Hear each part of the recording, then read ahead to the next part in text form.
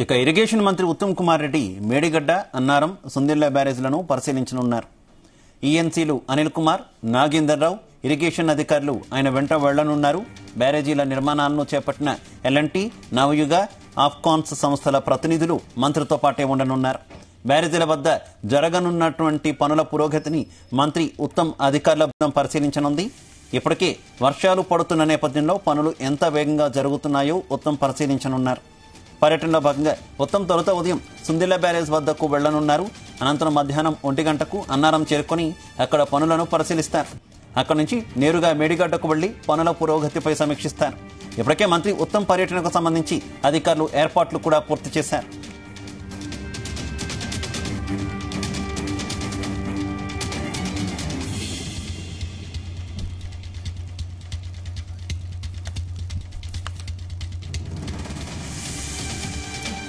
Right, మంత్రి ఉత్తమ్ కుమార్ రెడ్డి అధికారుల బృందంతో కలిసి ఈరోజు బ్యారేజీలను సందర్శించున్నారు. ముఖ్యంగా సుందిళ్ల, అన్నారం బ్యారేజీలను కూడా ఆయన సందర్శించున్నారు. పనులు పురోగతిని మీద ఆయన సమీక్ష నిర్వహించేటటువంటి అవకాశం కనిపిస్తుంది. ఇదే విషయానికి సంబంధించి మరింత సమాచారం మా కరెస్పాండెంట్ రాజు పటేల్ అందిస్తారు. రాజు పటేల్, మంత్రి పర్యటనకు సంబంధించి డీటెయిల్స్ ఏంటి?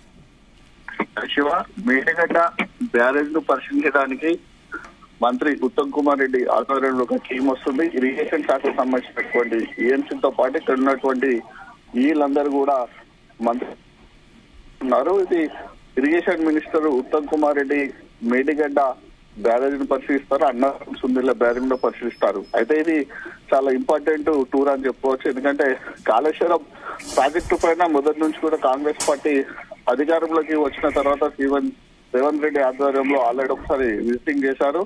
ఇది ఉత్తమ్ కుమార్ రెడ్డి ఇది 3వ కాళేశ్వరం ప్రాజెక్ట్ ను విజిటింగ్ చేయడం. ఇది చాలా క్రియాశీలకమైనటువంటి పర్యటన కూడా మనం చెప్పుకోవచ్చు. ఎందుకంటే కాళేశ్వరం ప్రాజెక్టు చాలా అవినీతిమయమైందని, దాంతో పాటు 7th మేడిగడ్డ బ్యారేజ్ సంబంధించినటువంటి 7వ బ్లాక్ లోని 19, 20, 21 పిఎస్ కుంగిపోవడం జరిగింది. వాటిని మంత్రుల బృందం ఉత్తమ్ కుమార్ రెడ్డి ఆధ్వర్యంలో వచ్చి పరిశీలించారు. తర్వాత సీఎం రేవంత్ రెడ్డి పరిశీలించారు. దాని మీద కంప్లీట్ గా విచారణ కమిటీని కూడా ప్రభుత్వం నియమించింది.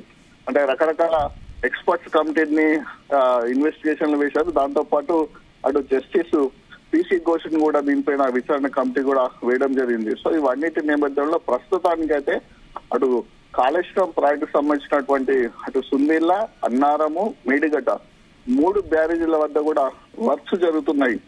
ఇదైతే రిపేరింగ్ సంబంధించినటువంటి పనులన్నీ జరుగుతున్నాయి. రకరకాల ఏజెన్సీలు ఈ పనులు చేస్తున్నారు.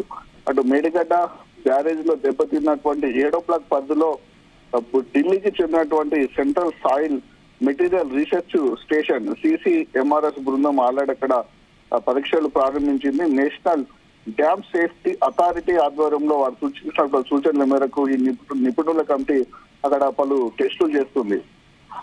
అక్కడ ఎలాంటి టెస్టులు వాళ్ళు చేస్తున్నారు, దాంతో పాటు ఇటు కాళేశ్వరం బ్యారేజ్ సంబంధించినటువంటి సిపేజీ పనులు ఏ విధంగా జరుగుతున్నాయి, రాఫ్ట్ పునాదుల వద్ద గుర్తించినటువంటి ఏదైతే హోల్స్ పెద్ద పెద్దగా పడ్డాయో అవి ఏ విధంగా జరుగుతుంది, న్యాయ కమిషన్ చూపించినటువంటి నిపుణుల కమిటీ చూపించిన అంశాలు ఏ విధంగా ఉన్నాయి, వీటన్నిటి మీద సమగ్రంగా చర్చించేందుకు ఆ బ్యారేజ్ల వద్ద జరుగుతున్నటువంటి ప్రస్తుతం పరిస్థితి ఏ విధంగా ఉంది. ఎందుకంటే వర్షాకాలం ప్రారంభమైంది కాబట్టి ఇన్ని రోజులలో ఈ యొక్క వర్క్స్ పూర్తయిపోతాయి. అసలు బ్యారేజ్లలో వాటర్ స్టోరేజ్ చేయొచ్చా చేయరాదని క్షుణ్ణంగా క్షేత్రస్థాయిలో పరిశీలించడానికి మంత్రి ఉత్తమ్ కుమార్ రెడ్డి ఆధ్వర్యంలో బృందం వస్తుంది. మరికొద్ది సేపట్లో హైదరాబాద్ బేగంపేట నుంచి బయలుదేరి నేరుగా అక్కడ ఉన్నటువంటి పెద్దపల్లి జిల్లాలోని మొదట సుందిళ్ల బ్యారేజ్ ని పరిశీలిస్తారు. అక్కడి నుంచి వెళ్ళి భూపాల్పల్లి జిల్లా పరిధిలో ఉన్నటువంటి అన్నారం బ్యారేజ్, తర్వాత మేడిగడ్డ బ్యారేజ్ వెళ్తారు. మేడిగడ్డ బ్యారేజ్ మేజర్ బ్యారేజ్, అక్కడ పిఎస్ కుంగిపోయినాయి, భారీ హోల్స్ పడ్డాయి, సిపేజీ దెబ్బతిన్నది, కంకర కొట్టుకపోయింది.